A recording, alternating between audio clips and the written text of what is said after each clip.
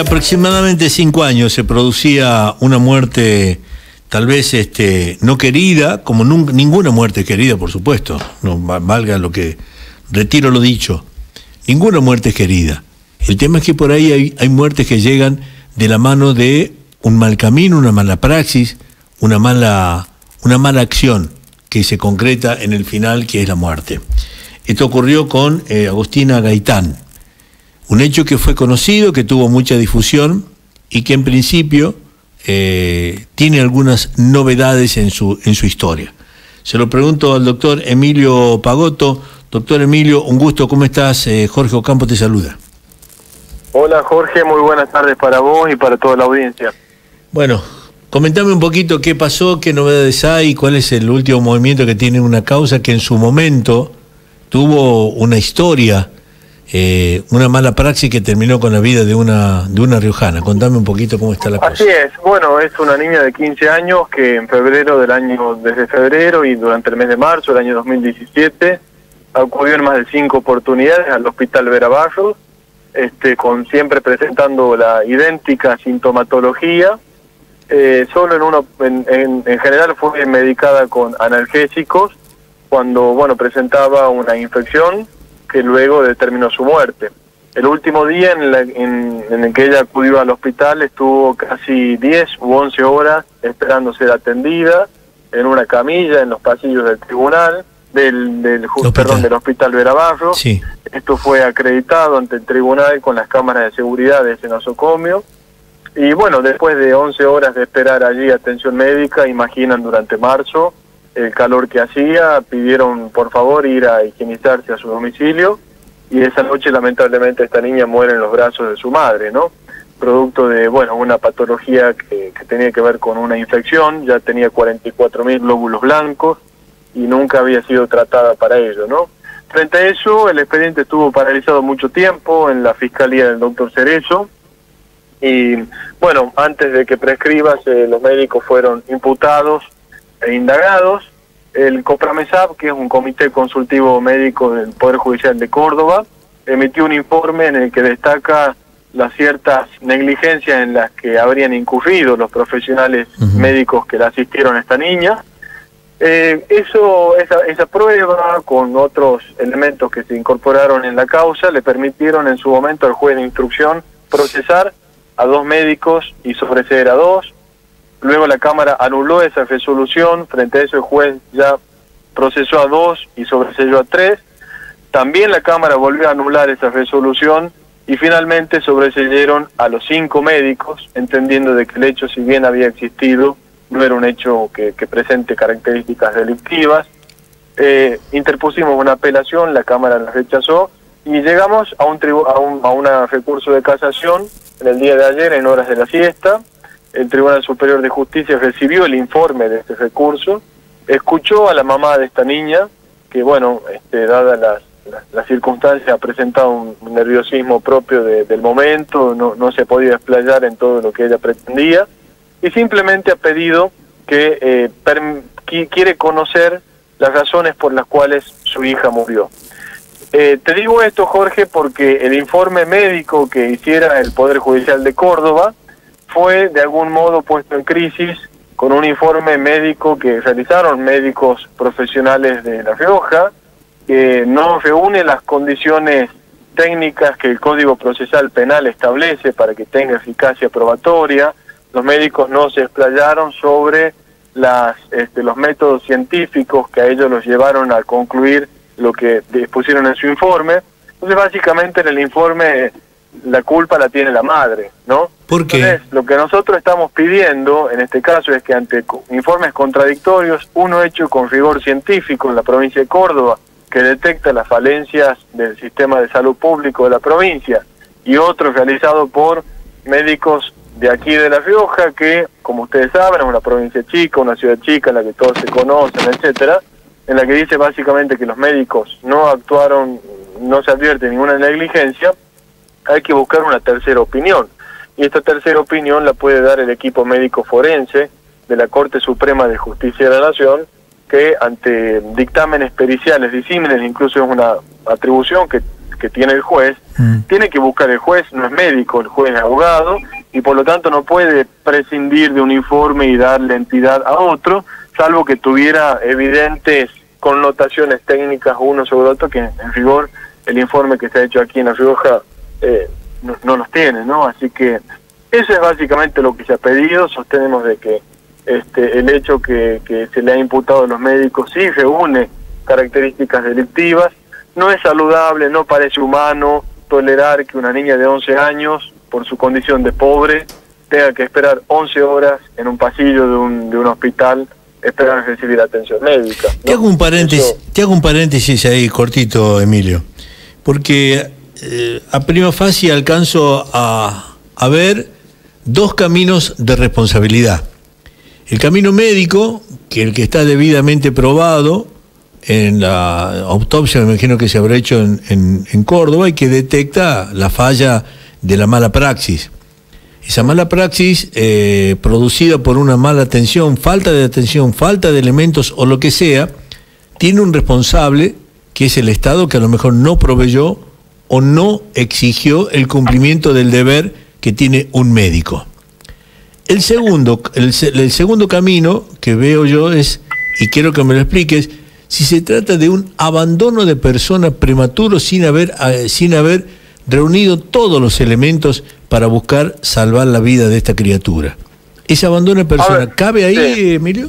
No, ellos están imputados por homicidio culposo. En su momento la Fiscalía entendió que el hecho que la mamá denunció constituía una violación al deber de cuidado, y bueno, sobre la base de ese informe que realizó el Poder Judicial de Córdoba por un convenio de cooperación que existe entre la Fiscalía de La Rioja y el Poder Judicial de aquella provincia, se detectaron ciertas deficiencias al momento de la atención. Por ejemplo, sin faltar elementos. Sí, por ejemplo, una de las médicas diagnosticó que la niña tenía una infección urinaria, y sin embargo no se realizaron los estudios necesarios para detectar si esto era así. Es decir, fue un diagnóstico precoz, prematuro, que bueno, terminó con porque en la segunda, cuando la niña asiste por segunda vez con la misma sintomatología, le piden un laboratorio y la niña ya tenía 14.000 glóbulos blancos. Es decir, eso evidenciaba ya una situación de infección. Y luego el día que fallece, presentaba 44.000 glóbulos blancos, ¿no? Entonces, digo, si una persona va 5 meses con la misma sintomatología y el tratamiento analgésico que los médicos le brindan no calma la situación, evidentemente debió la niña haber sido internada para ser sometida a estudios rigurosos que hubieran salvado su vida, ¿no? Es muy crudo haber escuchado a su madre cómo ella muere después de 11 horas esperando atención médica en la camilla de un pasillo del hospital público, muere en los brazos de su madre, agobiada. O sea, si cualquier persona se violenta por esperar media hora, 1 hora, sí, imagínense lo que es esperar desde las 9 de la mañana, 10 de la mañana, hasta las 21, hasta 22 horas, esperando ser atendido por un médico cuando uno tiene una dolencia, ¿no? Sí, digamos, fiebre, vómito, descompostura. Sinceramente esto nos marca de que, bueno, yo lo que planteo ayer es que estos problemas los padece una determinada clase de la población, que es la mayor cantidad de personas, con este contexto inflacionario que enfrenta el país. Digamos, esto lo viven los pobres. Estos son los problemas de la gente humilde, porque la clase acomodada puede huir a otras jurisdicciones y tener otro servicio, ¿no? Así que también creo que son procesos que nos permiten exhortar a las autoridades públicas a mejorar. De hecho, Jorge, con motivo de este hecho, el Hospital Verabarro adoptó un sistema distinto de triage, que es esta calificación que hacen de los pacientes que llegan al sistema de emergencias médicas, y se organizó de modo distinto también el registro de pacientes en el sistema, en el registro informático que tienen allí. ¿A partir de este caso? A partir de este caso. A partir de este caso se ha intentado perfeccionar todos estos déficits que evidentemente el sistema tuvo y que terminaron con la vida de una adolescente, de una niña de 15 años. Claro, pero le costó una vida al sistema cuando de pronto estaba muy cercano y se podría haber salvado la vida de esta criatura. Es que tristemente somos el país de la tragedia. Fíjese, en Buenos Aires, cuando fue el juicio de Cromañón, recién allí, la tragedia de Cromañón, recién ahí empezamos a advertir las necesidades de seguridad en los determinados recitales. Sí, sí. Bueno, siempre vamos atrás, y esto marca que somos un Estado ineficiente, porque los estados eficientes son aquellos que pueden prever aquello que puede ocurrir y adoptan las medidas para que eso no ocurra. Bueno, nosotros vamos aprendiendo a los ponchazos y bueno, a costa del dolor de otros, ¿no? Porque como les dije, los que mueren son los pobres. Emilio, yo creo que lo que nos está faltando a los argentinos y en el caso particular a los riojanos es que de pronto los hospitales, las principales lugares de asistencia médica, más allá de lo que tengan que ver con la profesionalidad de quienes los atienden, de quienes son responsables, también deberán tener los médicos a flor de piel y debidamente instruidos y preparados, o por lo menos alguien cercano que les haga ver cuál es la verdadera responsabilidad y hasta dónde llega ser médico en un hospital, en lo que sea, y no cumplir con el parámetro mínimo de cubrir la necesidad de la atención. Exactamente. Esto por eso Jorge pone en jaque a todo el sistema de salud. Yo he ido a guardias de hospital y he visto el colapso. He visto médicos colapsados que están trabajando desde hace 24 horas, recibiendo pacientes con escasez de insumos, agobiados, con salarios que no satisfacen sus expectativas. Digo, es un conjunto de cosas que en definitiva terminan de la peor manera, ¿no? Es un cúmulo de elementos que en su sumatoria, acaban de este modo que es el peor, ¿no? Por supuesto, digo e insisto en esto, el Estado tiene una responsabilidad. ¿Y acá? ¿Qué responsabilidad le cabe al Estado, Emilio? Bueno, justamente hay diferentes procesos judiciales en los que el Estado ha sido condenado por responsabilidad civil. Hay votos y fallos muy interesantes de jueces de primera instancia.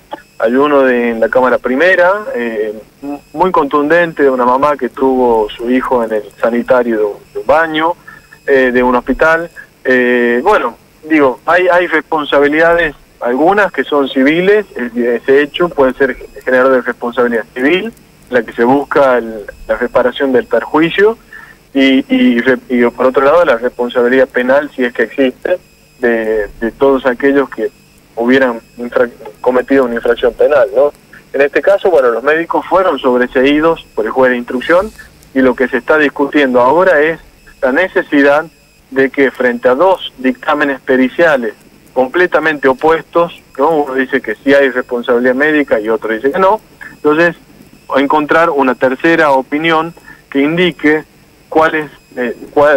qué dictamen fue bien confeccionado y qué dictamen no. Así que eso es lo que se ha peticionado el día de ayer, que tiene que ver con el derecho de todas las personas de poder conocer la verdad. Aquel que ha sido víctima de un ilícito tiene derecho, por sobre todas las cosas, independientemente de obtener un pronunciamiento condenatorio, tiene derecho a conocer la verdad, qué es lo que pasó con su familiar directo o con la persona misma, ¿no? Dependiendo del delito. Hecho que tal vez le cueste mucho más que cualquier otro peso que le cueste al Estado hablar, decir y transparentar, porque es como que en La Rioja hay un derecho al silencio, hay una obligación al silencio, y no hay derecho a conocer absolutamente nada de lo que haga el Estado, y que es una gran falla, que creen que la potestad es de ellos. No, lo que ellos tienen como potestad desde el gobierno en cualquier ámbito es la publicidad, es la difusión, y cuando entiendan que esa publicidad es parte de la defensa, se van a evitar un montón de cosas, porque lo guardan bajo llave, porque no dice ese del gobierno, dice el gobernador, no, mientras más transparente va a ser mucho más fácil alegar y llevar adelante hasta la carga que les corresponda, porque anticiparon, porque dijeron, porque han prevenido, aunque sea en la palabra, no dejando que se consuman los hechos. Doctor, te agradezco mucho, Emilio. Te agradezco a vos, Jorge, por este tema, un tema muy sensible. Es un tema que nos tiene que preocupar a todos, porque todos podemos necesitar el servicio de salud pública, y para eso los médicos tienen que trabajar en las condiciones óptimas, y el sistema tiene que estar dotado de una estructura que permita ser eficiente y evitar este tipo de... Si una paciente ingresa 5 veces a la guardia, esto tiene que haber una alerta que surja de que hay porque también tenemos que evaluar las condiciones socioculturales de las personas que acuden al hospital a pedir auxilio, ¿no? La mayoría de las personas hoy están manejando un vocabulario limitado, no conocen en precisión cuáles son sus derechos. Todo este contexto creo que, bueno, lo tenemos que analizar para de algún modo diseñar un mejor sistema, ¿no? Es así. Abrazo, Emilio, gracias. Gracias, Jorge. Un abrazo. Hasta luego. El doctor Emilio Pagotto. Un caso que de pronto